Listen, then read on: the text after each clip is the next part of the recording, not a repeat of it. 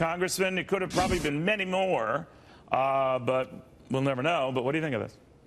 Well, I think it's an absolute disgrace. This is exactly what we're talking about. We have sanctuary cities where we have elected officials that put the health and safety of their own citizens secondary to criminal aliens. It's just unbelievable, Neil.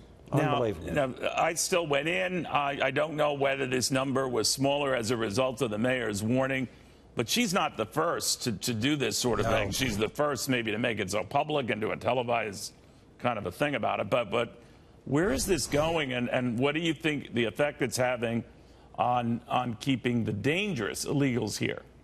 Well, for one, primarily, number one, they're going to endanger our agents. When we have tip-offs like this from this mayor of Oakland, you wind up endangering these officers that are going in there to make these arrests.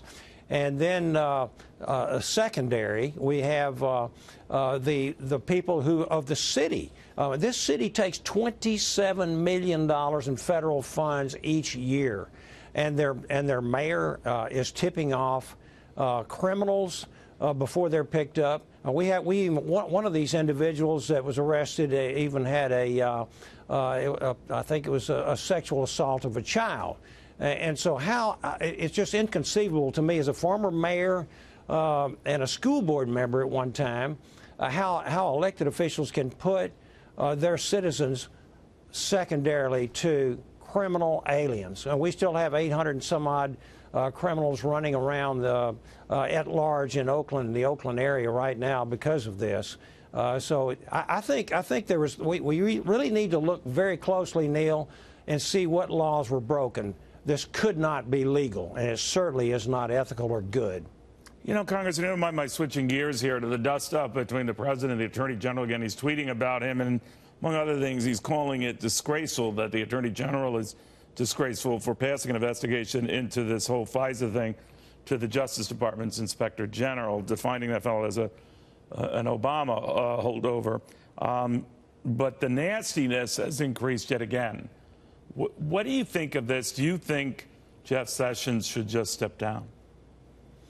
Well, you know, he's actually ordered, and at least the last that I heard, the Attorney General has said that they're going to have an investigation finally after 5 months, and I am very pleased to hear that.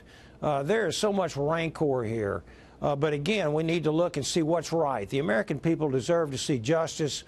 Obviously, there was bias here. There was deep state individuals who had an agenda, who had an axe to grind, who are protecting one of the candidates running for president and trying to destroy the other candidate's campaign. So you don't have an issue with who is going to conduct that investigation? I mean, the president seems to have a big issue with it and feels that Jeff Sessions has botched it.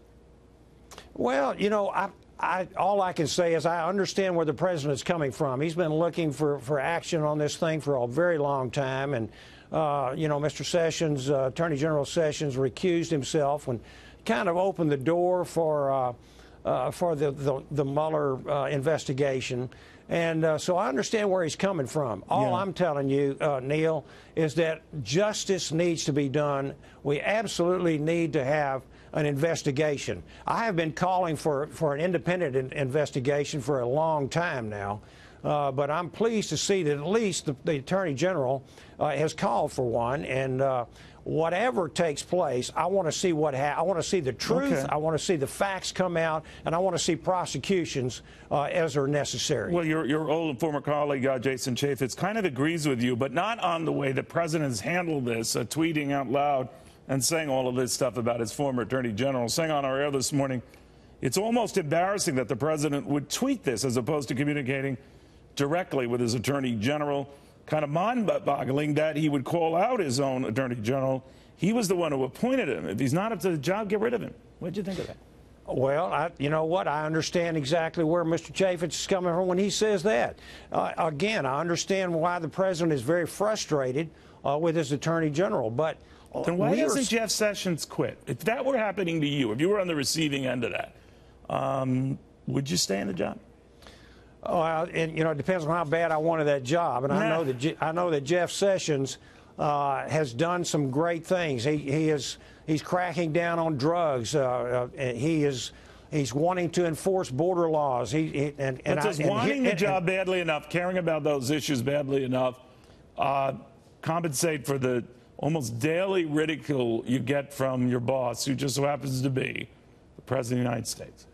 You know, Neil, I had breakfast with the Attorney General and some of my other colleagues several months ago.